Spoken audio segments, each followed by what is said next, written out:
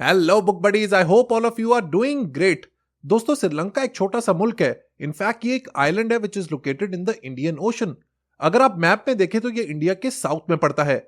इसकी पॉपुलेशन तकरीबन 22 मिलियन है, जो अगर साउथ एशिया के स्टैंडर्ड्स के हिसाब से देखें तो काफी कम है। 2015 में I got a chance to visit Sri Lanka. क्या ही खूबसूरत मुल्क है, ब्रेथ टेकिंग बीचेस, कमाल की ग्रीनरी और फैसिनेटिंग लैंडस्केप। कोलंबो में एक जगह है गोल फेस। मैंने अपनी जिंदगी में इससे साफ बीच नहीं देखा। कोलंबो से एक ट्रेन चलती है कैंडी की तरफ। ये मेरे ख्याल में दुनिया की सबसे सीनिक ट्रेन जर्नीज में से एक है।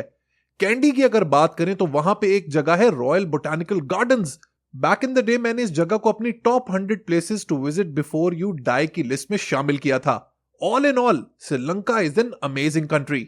लेकिन दोस्तों, पॉलिटिक्स एक ऐसी चीज है जो खूबसूरत से खूबसूरत मुल्क को भी बदसूरत बना देती है। यही हाल श्रीलंका का हुआ है। यहां भी थर्ड वर्ल्ड की तरह डायनेस्टिक पॉलिटिक्स है। जिस तरह पाकिस्तान में शरीफ, जरदारी और भुट्टो क्लैन है, इसी तरह श्रीलंका में दो पॉलिटिकल फैमिलीज बहुत ही डोमिनेंट रही हैं। एक है राजापक्सा और दूसरी है बांद्रा नायके फैमिली।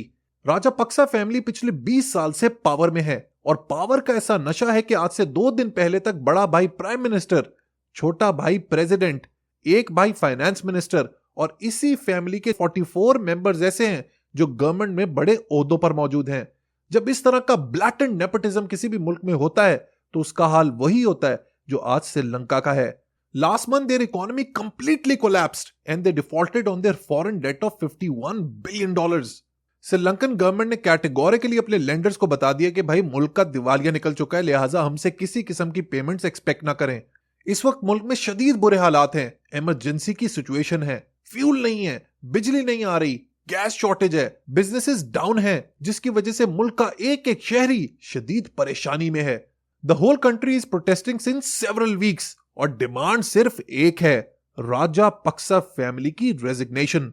मंडे को राजापक्सा फैमिली के कुछ सपोर्टर्स, जो दरअसल उनके चमचे थे, उन्होंने पीसफुल प्रोटेस्टर्स पर अटैक किया और फिर वो हुआ जिसका कोई सोच भी नहीं सकता था। पूरी श्रीलंकन अवाम यूनाइटेड हो गई और उन्होंने जो बड़े बड़े पॉलिटिशियंस थे उनके घर, गाड़ियां और बिजनेसेस को जलाना शुरू कर दिया।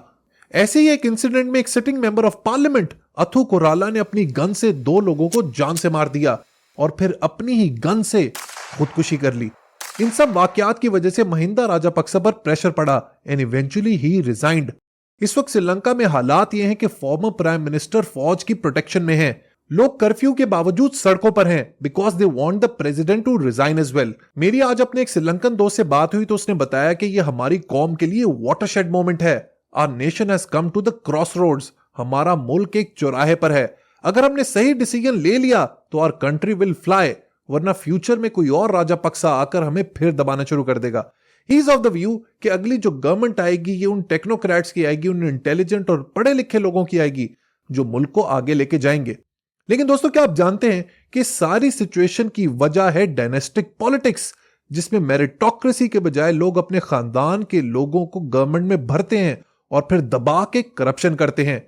श्रीलंका का भी यही हाल हुआ है। यही वजह है कि वहां के लोग राजापक्सा फैमिली को मार्कोस फैमिली भी कहते हैं। ऑल्दो महिंदा राजापक्सा को क्रेडिट दिया जाता है तमिल टाइगर्स के अगेंस्ट सिविल वॉर की जीत का, लेकिन दोस्तों, करप्शन एक ऐसी चीज है जो बड़े बड़े लोगों को गिरा देती है। कहा जाता है कि 2004 के सुनामी के बाद श्रीलंका के पास जो भी फॉरेन एड आई वो ज्यादातर राजापक्सा फैमिली अपनी तिजोरियों में भरती रही और इस तरह के बहुत सारे करप्शन केसेस का इल्जाम उन पर मौजूद है। अगर दोस्तों आप नोटिस करें तो श्रीलंका और पाकिस्तान की स्टोरी काफी मिलती जुलती है। जैसे कि वहां भी डायनेस्टिक पॉलिटिक्स है जिसमें राजापक्सा और बांद्रा नायके जैसी फैमिलीज शामिल है। इसी तरह पाकिस्तान में शरीफ, जरदारीज और भुट्टोस जैसी फैमिलीज इन्फ्लुएंशियल हैं। श्रीलंका भी फॉरेन डेट के शदीद जकड़े में फंसा हुआ है which amounts to $51 billion. Pakistan का भी फॉरेन डेट ह्यूज है, standing at around $130 billion. Sri Lanka के फॉरेन एक्सचेंज रिजर्व्स डिप्लीट होने की वजह से यह मुल्क दिवालिया हो गया। पाकिस्तान के भी फॉरेन एक्सचेंज रिजर्व्स इस वक्त डाउनवर्ड ट्रेंड पे हैं। श्रीलंका में सिवियर करेंसी क्राइसिस है। सिर्फ 7 दिनों के अंदर तकरीबन 60 Sri Lankan rupees against US dollars depreciate हो चुके हैं। Same is the case with Pakistan, जहां पे डॉलर के अगेंस्ट में रुपी डिप्रिशिएट होता चला जा रहा है। श्रीलंका में भी करप्ट पॉलिटिशियंस हैं और पाकिस्तान में भी दबा के रोग और करप्ट पॉलिटिशियंस हैं। Sri Lanka is loaded with natural resources but still a poor country. Same is the case with Pakistan. इतने ज्यादा नेचुरल रिसोर्सेज होने के बावजूद, सीजन्स होने के बावजूद, बेहतरीन लैंडस्केप होने के बावजूद, we are a poor country. Sri Lanka में एक्सटर्नल पावर्स का इन्फ्लुएंस भी बहुत स्ट्रांग है, जैसे कि China. Same is the case with Pakistan, जहां पे यूएसए का इन्फ्लुएंस बहुत स्ट्रांग है। और आखिरी में एक और commonality between Pakistan and Sri Lanka is their dependence on IMF. दोनों मुल्क आईएमएफ के सहारे पर चलते हैं, विच इज वेरी अनफॉर्चुनेट। अब मसला यह है कि जैसे तैसे पाकिस्तान में मईशत का पहिया तो चल रहा है, लेकिन हमारे मस्खरे किस्म के पॉलिटिशियंस आर हेल बेंट कि हमारे मुल्क को भी श्रीलंका जैसा बना दे। इस पूरी कड़ी में सबसे इंपॉर्टेंट रोल अवाम का है। One silver lining in the story of Sri Lanka is that there nation is United. यही वजह है कि राजा पक्सा को रिजाइन करना पड़ा। Maybe this is the start of their good days. इसी तरह Pakistani nation is also at the cross roads, जहां पर अवाम ने डिसाइड करना है कि उनको कौन सी डायरेक्शन लेनी है। It can only happen when we are united और जज्बात की बजाय we take prudent decisions. Otherwise डर यह है कि political clowns of this country will turn it into a banana republic. अब दोस्तों, यहां पर आपकी और मेरी रिस्पॉन्सिबिलिटी है कि हमने अपने मुल्क को कहां पर स्टीयर करना है। यहां पर जाते जाते मैं एक और बात बहुत ही कैटेगोरिकली कहता चलूं कि हमारे मुल्क की डेस्टिनी को डिसाइड करने में एस्टैब्लिशमेंट का बहुत बड़ा हाथ है। Everyone knows about this.